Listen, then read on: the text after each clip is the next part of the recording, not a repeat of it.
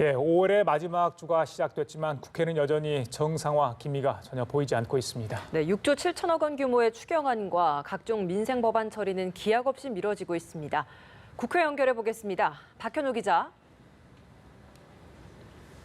네, 지난 주말 동안에도 국회 정상화를 위한 진전된 움직임은 없었습니다. 이번 달이 채 일주일도 남지 않은 만큼 5월 국회는 사실상 물 건너갔는데요. 더불어민주당은 그 책임을 자유한국당에 돌리며 국회로 돌아올 것을 촉구했습니다. 이해찬 대표는 오늘 오전 회의에서 한국당이 민생 현장을 둘러봤다면 재정의 적극적 역할이 얼마나 중요한지 알 것이라며 장애 집회도 끝났으니 제발 국회로 돌아와서 민생 챙기고 추경도 통과시키길 간곡히 부탁한다고 밝혔습니다. 민주당은 한국당 강효상 의원의 한미 정상통화 유출과 관련한 공세도 이어갔는데요. 이인영 원내대표는 한국당은 국익을 지킬 것인지 강 의원을 지킬 것인지 선택하라며 기밀 유출과 취득행위가 반복됐다면 국가의 위기이자 범죄 행위라고 날을 세웠습니다. 그러면서 재발 방지를 위해 모든 조치를 다 취할 것이라고 강조했는데요.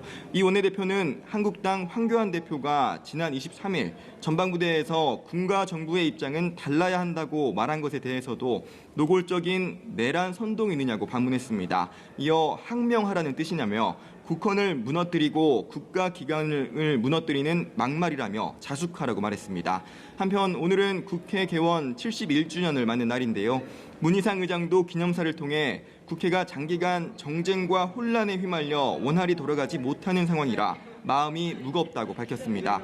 문 의장은 날은 멀고 갈 길은 멀다는 뜻의 일모도원이라는 사자성어를 언급하며 절박한 심정을 나타내면서도 희망의 끈을 놓진 않겠다고 밝혔습니다. 예, 박 기자, 지난 주말 민생투쟁 대장정을 끝마친 자유한국당 황교안 대표 잠시 전 기자회견을 가졌죠.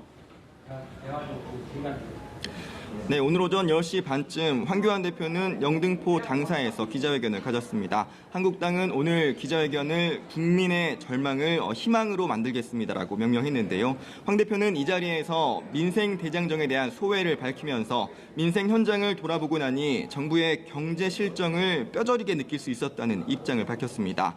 황 대표는 형 정부의 경제 폭정 때문에 우리 경제 지표가 정상적인 게 거의 없다며 소득주도 성장과 탈원전 정책 등 정부의 경제 정책을 강하게 비판했습니다. 그러면서 큰 틀에서 향후 투쟁 계획에 대해서도 밝혔는데요. 한국당은 이른바 민생 대장정 시즌2는 경제에 방점을 두고 진행해 나간다는 계획입니다. 황 대표는 민생 대장정을 통해 확인한 민심을 바탕으로 이른바 2020 경제 대전환 프로젝트를 수행하겠다고 밝혔습니다. 그러면서 프로젝트 수행을 위해 한국당을 비롯한 각계 전문가, 여성, 청소년을 비롯한 현장의 목소리를 대변할 수 있는 경제대전환위원회를 폭넓게 구성할 것이라는 계획을 밝혔습니다. 네, 내용이 끊이지 않고 있는 바른미래당 상황은 어떻습니까? 네, 바른미래당계 이른바 안철수계 의원 6명은 오늘 오전 혁신위원회 설치를 촉구하는 기자회견을 가졌습니다. 이 자리에서 김수민 의원은 혁신위에 전권을 줘 당 혁신과 관련된 모든 의제는 혁신위에서 다루고 최고위원회 등 지도부는 국정 현안과 민생에 집중할 것을 주장했는데요.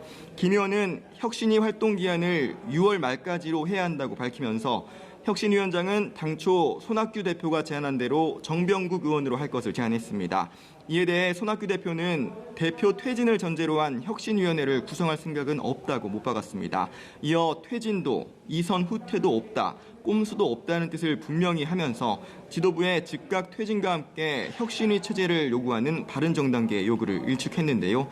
그러면서도 혁신위 구성 자체에는 반대하지 않았습니다. 손 대표는 혁신위원장은 당의 비전을 실천하고 미래를 열어갈 중립적 인사여야 한다며 이런 인사를 모시는 데 최선을 다하겠다고 말했습니다. 지금까지 국회에서 연합뉴스TV 박현우입니다.